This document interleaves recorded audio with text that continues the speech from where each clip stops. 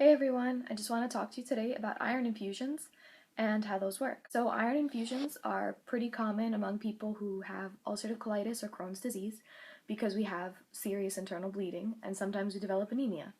So in my case, I developed a severe anemia and I found out about a month ago. So I'm going to tell you guys a little bit about my experience and I'll show you a little clip of my iron infusion so that in case your doctor told you you need an iron infusion, you're concerned about that, hopefully this will help you to feel a little less nervous and a little more comfortable about the whole process. So about a month ago I went for blood tests and I had a hemoglobin level of 6.4. So your hemoglobin level is a pretty good indication of if you're anemic because iron helps you to make hemoglobin. So the healthy low the low end of the healthy range for hemoglobin is 12 and mine is 6.4, so the doctor literally told me that you've got about half the blood that you need in your body.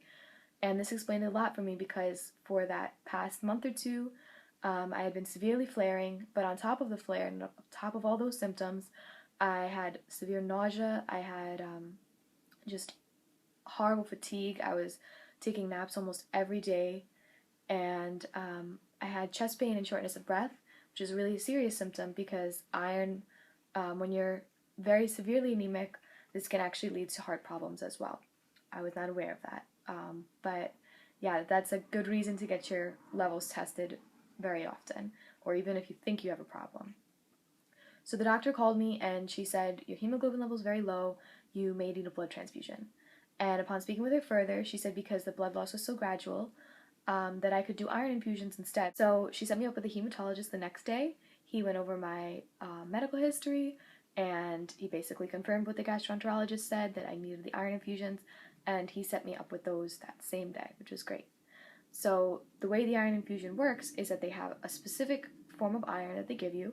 So in my case, they use iron sucrose, which they informed me was basically the best form of iron you can get. I don't know. I think it works really well.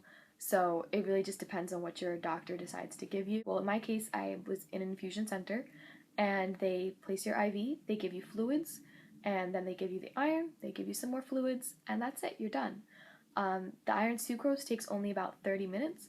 So in my case, it actually took them the first few infusions, it took them longer probably to find my vein and put the IV in than it actually took to give me the iron. And that's just because of how anemic I've been and how dehydrated I've been, and also just because I have small veins. If you are currently flaring, it might be difficult for them to find the vein at first just because of your dehydration and your low iron. If they could find my veins, they can find anyone's veins.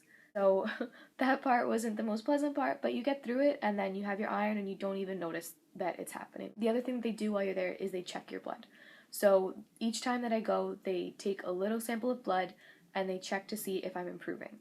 So the first two times, I didn't really show much improvement because I was still severely flaring, and I was still severely flaring, and I had had two blood tests within 2 weeks. So they took a lot of blood out of me, and I was still losing a lot of blood every day.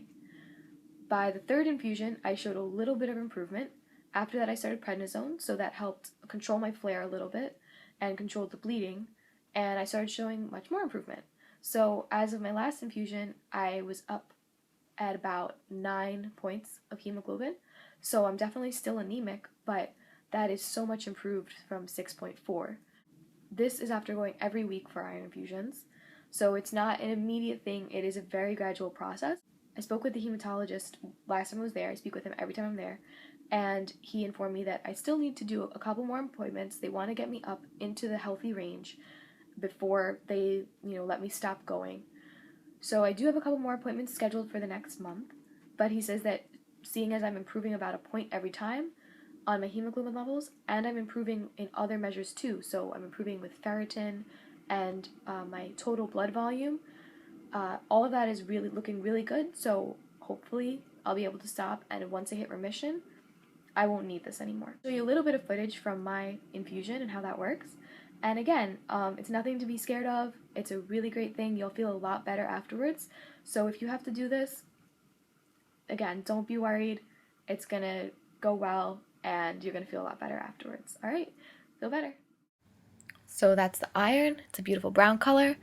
And the most painful part of the whole thing is those band-aids right there.